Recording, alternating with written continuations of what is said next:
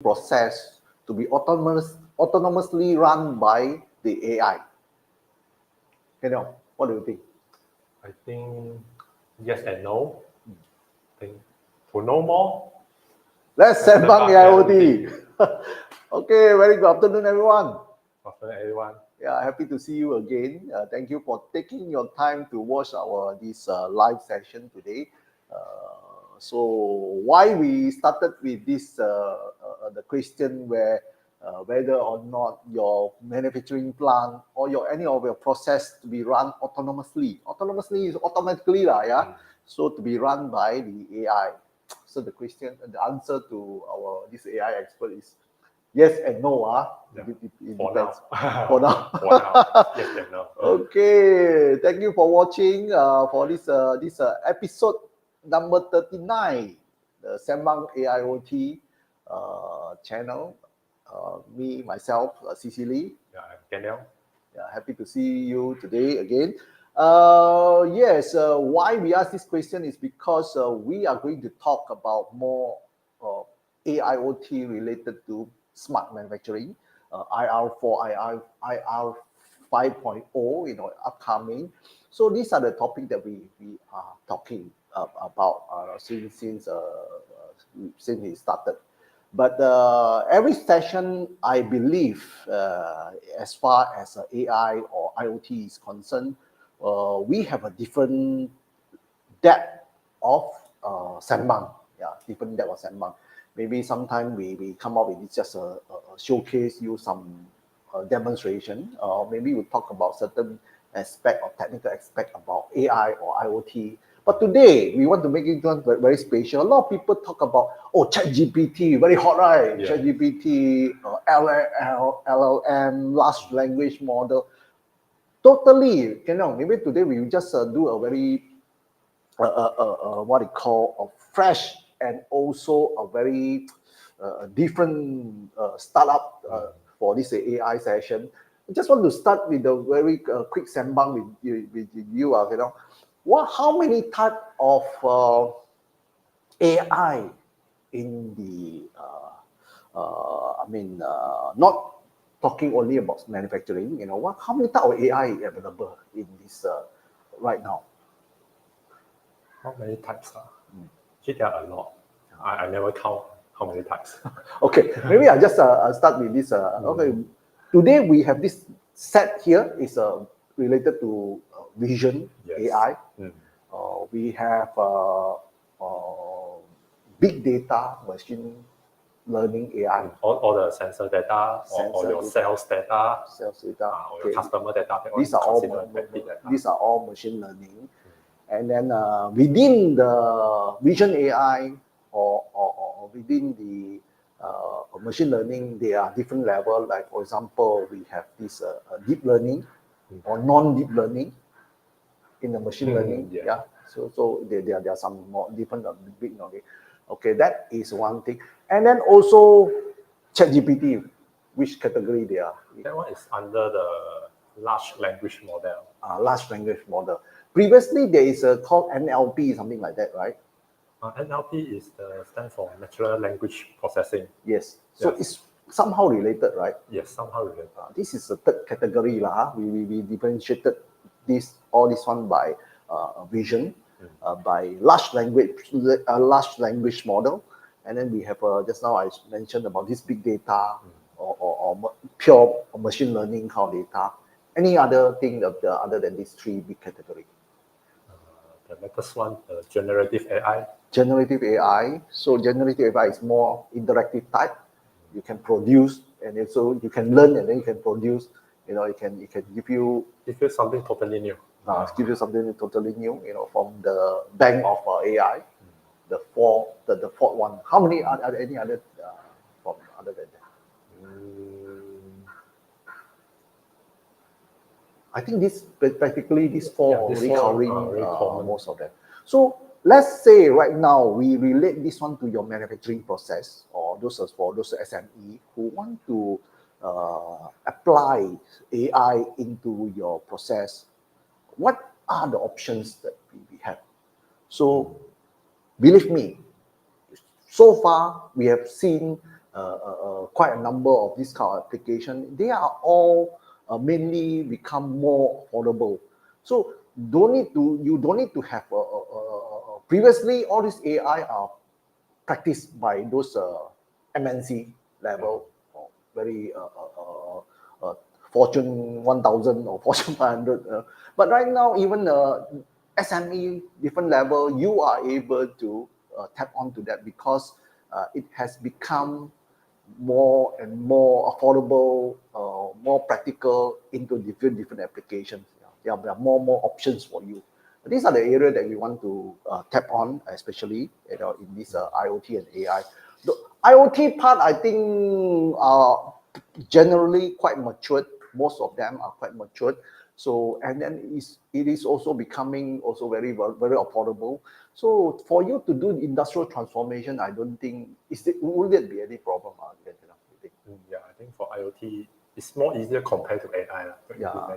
So more and more options that most of the people outside, if let's say you are running the manufacturing plant, these are the area you have more what you call access to that, or more affordable to use it. So before we come to this part, we have 4 big category of our AI. Just now we said the vision part, LLM, large language model. Large language model are use a ChatGPT type large language model. And then we have this machine learning, a big data, and then also we have the last one, the generative AI. So which are the things that you think is suitable for you to be used in your process, or in your application, or in your operation? So this part, before we come to that, in fact, I feel myself that I talk together, we feel that it is very important for you to know what are the back end, what are the things that is doing this AI. A lot of people, I think you just use it, for ChatGPT, you use it very interesting. How many of you have actually thought, what is the engine behind, or what are the concept, or what kind of a theory behind in order to come up with this? Yeah, maybe I would like to ask Kenyong to give certain some of your share some of your comment, share some of your knowledge about this one. Maybe Kenyong, we can start with this. Let's say I think for manufacturing, vision is very important. Maybe you can start with vision first. Okay. So for the vision, usually, of course, we need a camera to capture the image or record the video. And then those image or video will be passed to a neural network. So if you are using the deep learning method way to do this, so what the neural network do is, first you need to extract the feature from your input image. So how this process happens is, inside the neural network, we have a convolution layer. So the convolution is doing some mathematical operation, where we, in simplified term, is call it as a sum of multiplication. Of course, there are other mathematical operations as well inside. So the most significant operation is the sum of multiplication, where it can extract the feature from your input image. And then all these feature will contribute to the last layer, where it need to make the decision, where is the location of the object, and what is the object they want to detect. Okay, yeah. So that part actually is sound to you is I don't know whether it's complicated or not to you, I think it's but complicated for those then it is quite what they call it's quite innovative, right? How the human intelligence can be simulated, or it can be encapsulated into a system that can operate just like a human being thinking. Yeah, and then I can assure you, it can work maybe 10 or 100 times faster than what you can do. Depends on which kind of system that you are using. That part is on the vision. I think the main thing is that this some, just now you talk about convolution. Yeah. Those are neural network, deep learning. With this deep learning neural network thing, you can do plenty more things. For example, in vision, you can apply in a different area. Maybe we come to that part later. What about this machine learning? Normal machine learning, big data. What are the things behind that? Yeah. So actually, before the deep learning, everyone is using the machine learning. So the machine learning can apply in the vision and also apply in the big data. But of course, their algorithms are different. So because one is dealing with the image and the other one is dealing with all the numbers, all the sensor data. So if we talk about the sensor part, usually what we want to know from your sensor data is, are those sensor data considered normal or abnormal? So people use the machine learning algorithm to do this abnormality detection. This is one of the anomaly detection is usually applied in this machine learning level. Yeah, because your sensor data produce a lot of data every second.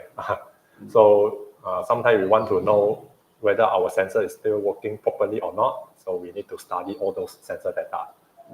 So there are a lot of algorithms to perform this thing. So, and then this algorithm can be categorized into two parts. So first one is they use the unsupervised learning. Okay. And then another one is supervised learning. So same thing also go to the deep learning. They also have supervised learning and unsupervised learning. So for the supervised learning means based on the input data, you also will tell the model this one is correct or wrong, normal or abnormal. This one is supervised learning. For the unsupervised learning, you won't give this result to the model. You just throw all the collected data to the model and then let the model figure out inside got normal or abnormal or other things. So there are two ways to do this thing, and each of them have their own advantages and disadvantages. Okay, great. That part I think 𝐸𝐿 has explained it very comprehensively. There are this part called supervised and unsupervised. Supervised, I think we touched that in a different level of depth last time, in our this past video. But then for supervised and unsupervised, so this part actually is actually as a layman you actually don't know. But I just want to relate back. Last time, we talked about there's one part, one of the let's say a human being play a chess with a robot or play with the AI machine. That is categorized under which area? That one is the third one. Reinforcement learning. So it become a reinforcement learning. Meaning it is somehow supervised. Can I say that it is supervised? Yes. Yes. Because definitely you need some element to force, reinforce you. You cannot make this mistake. You lose, something like that. So the AI in the old days has already being used in this kind of area. So for example, for this case in the machine learning, I would just want to relate this to say, for example, you are the manufacturing plant, you are doing the logistic part, you're sending goods to your client. So every time the delivery is, you need that to be very punctual, in time, everything in time. So how can this kind of thing be by applying AI in order to make sure this part is running okay? I mean, generally, if let's say we apply AI in this logistic, how can we make that? AI in logistic. I think the main reason that causing your good didn't deliver in times, there are a lot of factors. Traffic. Traffic, and then your location, and then your raw material enough or not. Okay, logistic, we say the thing already done, already in the end product. So traffic, your manpower to deliver. Human factor, right? Human factor. Well, of course, speed, all those things is depending on the traffic also lah. Yeah. So by considering all these factor, this thing can be put into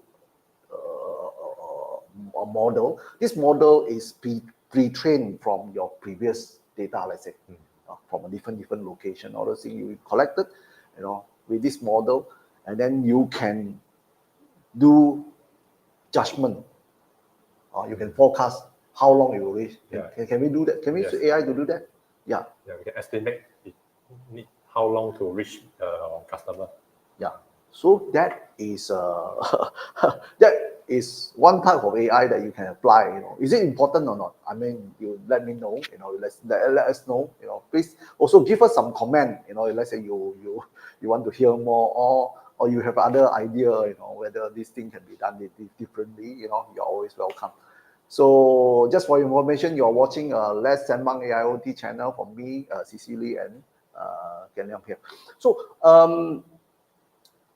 for this part, of course, to implement that, you need some kind of, what are the components needed? Let's say you want to apply, let's say I want to apply the AI to the logistics. What are the components needed? The first thing is your data set. You need to collect data set. Yes. So before you implement this kind of thing, of course, you rely on the human. So your customer asks you, I purchased this, I need to wait for how many days? Then you base on your previous experience, usually 1 week or 2 weeks, then you tell the customer. But all this decision is not data driven. It's based on your experience. And then this one is not very accurate because it will be affected by many factors, by your emotion or other things. So with this, first thing you need to have your data set, you need to record down the location, the distance, and then the time of delivery. Usually what time you start sending your goods to your customer. All this information are really important for the AI to make the prediction. So for this delivery, it will take how long to complete? Okay. So this is pretty much those things, data set. That's why we say the data set is very important. In our previous video, if let's say you haven't seen that, we talk about IoT. How can IoT give you all this kind of data set? Yeah, from the remote side, with the communication, how you can do that. So by just the simple logistic also, if let's say you are able, because right now AI is able to, you can apply in a different level where you can also optimize your delivery. For example, he can suggest to you, you better use this route, and you suggest to you, if let's say you want to go at this time, you are able to reach the place in time. Can we do that, you think? Something like Waze already. Very, very similar to Waze. But it can be trained, in that kind of manner. This one logistic. Okay, we talk about machine learning. What about, maybe we just touched, the last one is on this LLM. What are the things that's working behind the LLM? Okay. So LLM now, the model that everyone familiar is the ChatGPT. So, and then there are some open source one, for example, the one from the Facebook, they call it the Llama. Okay. And they also have a lot of model. But all these large language model, they are originate from the model called transformer architecture. So that one is released by Google researcher in year 2017. So, and then that transformer architecture also based on another architecture, they call it the encoder-decoder architecture. Okay. So if you want to go deep, that one is very deep. Okay. So we understand about this transformer enough already. Yeah, it's from a transformer. Okay. Okay. So of course, LLM is it become one of the tools, or one of the energizer, or one of the what they call a synergy to make the AI more interactive, by just now, because earlier I asked autonomous, right? Autonomous meaning you need to interact. Someone has able to tell you, either by display or by speech or something like that to tell you to do something. So that is for LLM, large language model, or some techniques behind. What about the last one, the generative AI, or are they almost the same, or that will be a totally different thing? For generative AI, it's coming from they call it a stable diffusion. Oh, stable diffusion. Yeah. It's another kind of techniques. Yeah, another type of techniques.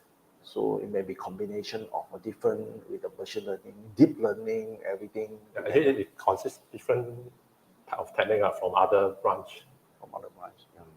That we wouldn't touch any further.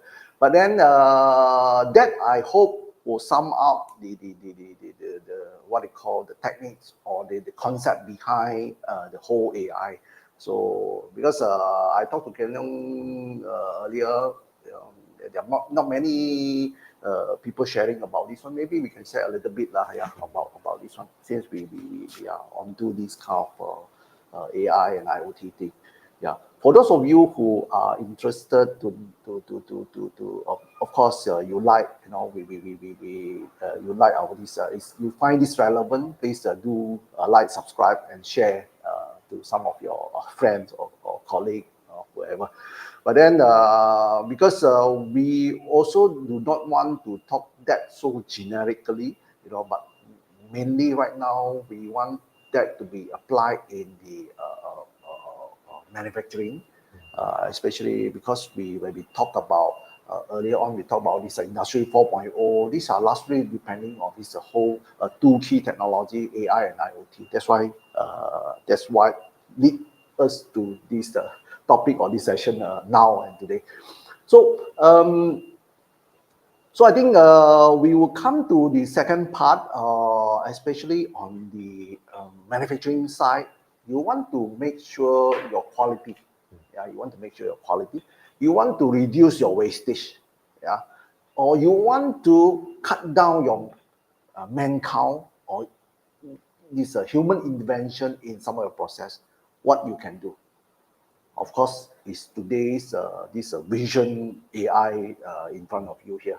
Yeah. So Kenneth is going to run through some of the just a simple demonstration on one of the application. For example, this one. Maybe Kenneth, you can start. Yeah. Okay. So this one is the object detection. So we detect how many pack of cookies over here. So it's quite a very quite common application in the manufacturing. So for example, when you want to do the packaging, before you put this into a pack it together. So of course we want to make sure the quantity inside are correct, and then maybe your production line produce different type of cookie. So you don't want to put a red color packet into here, right? So all this can be or reverse, or somehow reverse or something like that. Yeah. Okay. So all this can be solved by using the AI. So this one we are using the deep learning object detection to perform it. So when it detects the object, so it will draw you can see there's a green bounding box appear around it. So and then based on the number of the green bounding box, we can do the counting. We can count how many objects appear over here. So this is a very simple object detection application. Okay. So for example, this one we have these cookies in here. Can we do a counting on that thing? Yeah. Okay. We can do a counting. We can check whether the some of the label is correct or not. Also, it can be done. Let's say you require certain thing, whether the thing is being reversed. Put reverse and so on. The direction. Yeah, the direction is reverse. Things like that.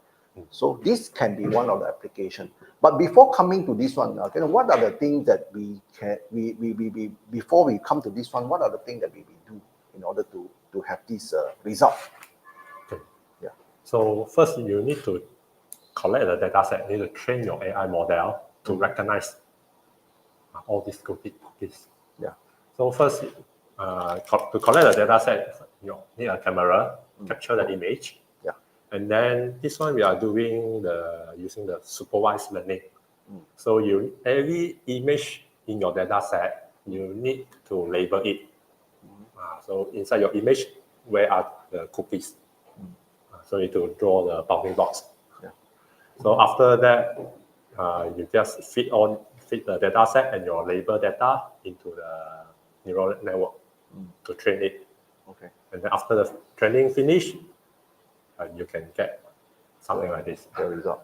Of course, those are step by step, are quite simplified here, but there are a lot of these back end thing we need to do. But for example, for this method, the system here, of course, you know this system, the whole system is powered by this 𝐼𝐸𝐴 AIS, this AI suite.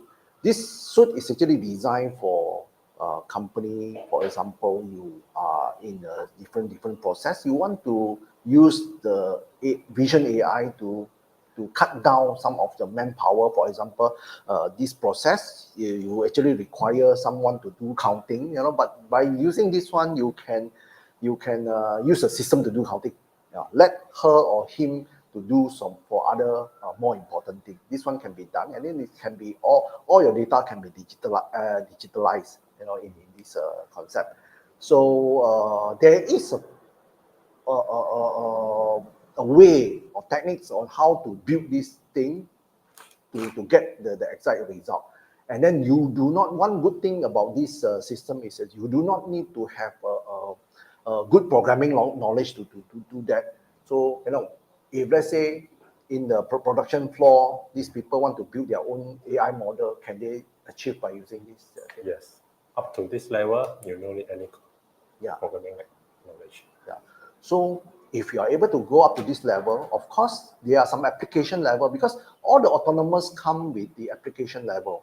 If let's say you have your own system integrator or some IT programmer or your own system analyst, they want to extract this data to present it, so you can do it. So at the manufacturing plant or shop floor level, even your technician or operator, they are able to, based on this one, they are able to get things up for you until that level. The further integration can be done at a different level. That's why in the system here we have other features. For example, maybe you want to explain on some of the features. Can we share?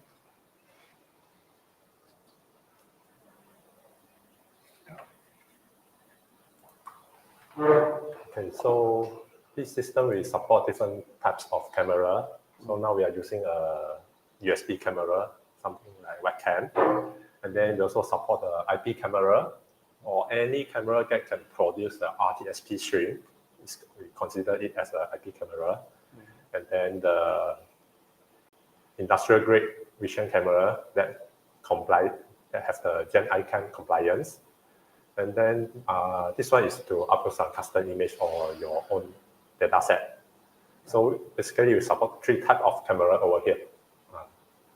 And then these 3 types already cover, I think, most of the camera in the market. Okay. And then this one is to send data. So we support the MQTT or the RESTful API to send the data to integrate with other third-party software.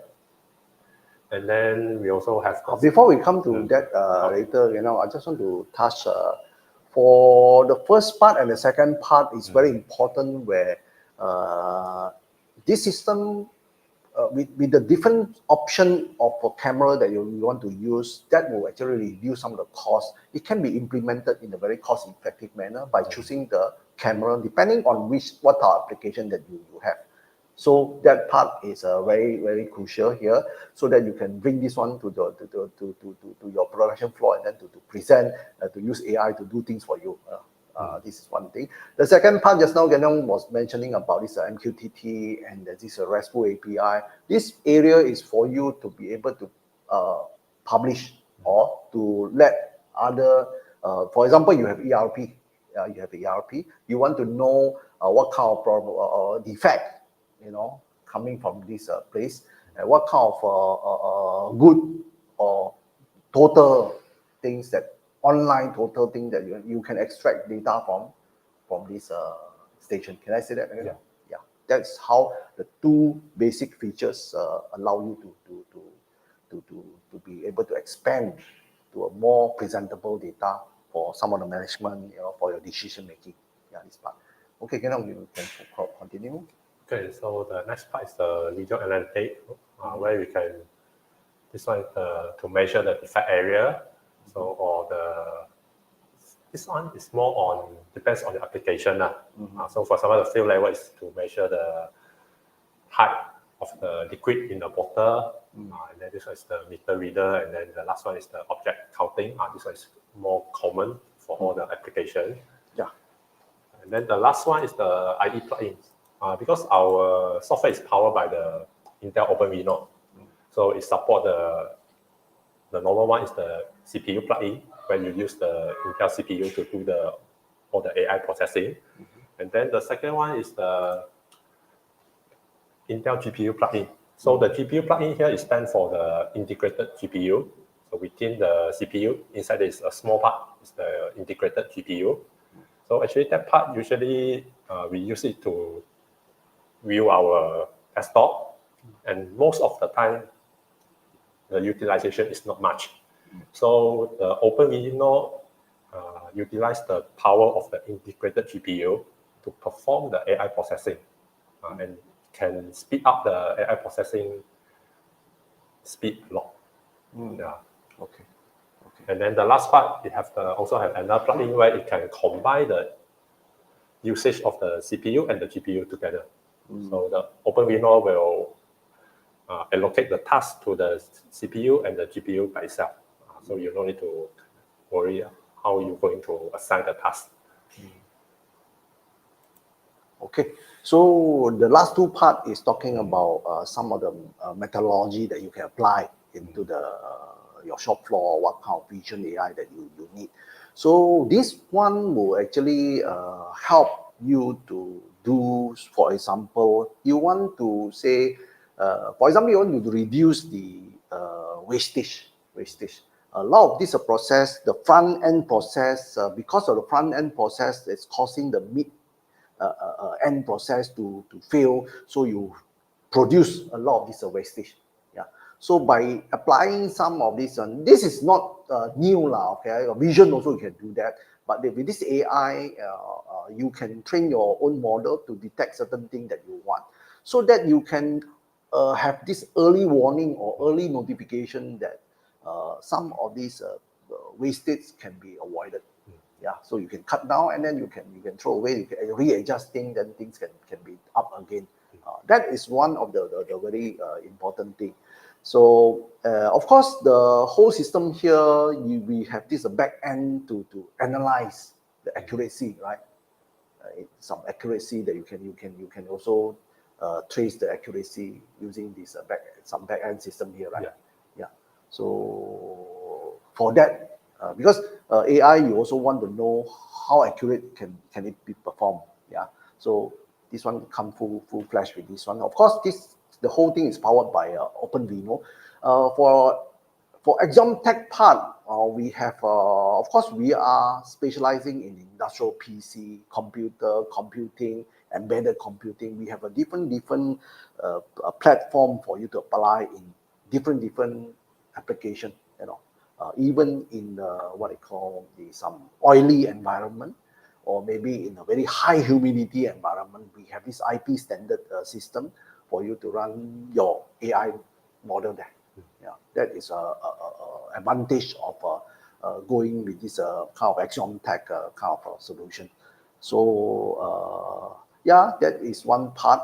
And the one last thing, because we do have this cloud interface, right? Maybe you can explain a little bit. Let's say this data they want to publish to the cloud. Cloud interface. Maybe it's not here, right? Not here. Maybe you can just explain to our audience here, lah. Okay, so we have a cloud platform called the AIoT 𝐼𝐸𝐻𝐶onnect. So all this information you can send it to our cloud through the MQTT or also the RESTful API. So and then the for the cloud interface, you have a dashboard, and also we have a built-in database inside. So actually, all your data will be stored on the cloud database, and then the dashboard will retrieve the data from the database there, and then for the database, you can you can choose what type of graph you want to show. For example, you want to show a pie chart, or you want to show a histogram, or you even can do the cloud also can support the alert. You can send the alert if certain value exceed the threshold that you define. So it can send alert to you through email or through WhatsApp or through SMS. And then it also allow you to download your historical data from the cloud. So do you want to do AI within AI? This one, the AI data, go to the cloud or go to some servers. You apply another layer of AI, machine learning, to do optimization. That is another area, you can do AI within AI. So, okay, I think we have come to almost the end of this part. I just want to have a last share about, before that, do you have anything more to share? This one, right? So of course, thank you for watching. If you find this topic relevant, of course, we are going to have more other AI thing to show you in the next coming session. We focus very much. Of course, some of you may think, there are many other different way of doing AI, but for this part, we focus in getting Intel, especially the Intel one. We are thinking whether or not to show you some NVIDIA thing in the future. Of course, NVIDIA have a different set of the thing to play around. So for Intel, basically everything is quite well supported. It's quite well supported. Even you want to do this thing, this kind of AI, you do not need the high GPU thing to run certain for some of the model. Yeah. So I hope you enjoy this session here today, and then we want to end this Sembang bukan seberang Sembang, Kita Sembang Technology. Kita Sembang AIoT. So with that, we would like to thank you again for watching, and then we'll see you in the next coming session. Bye-bye.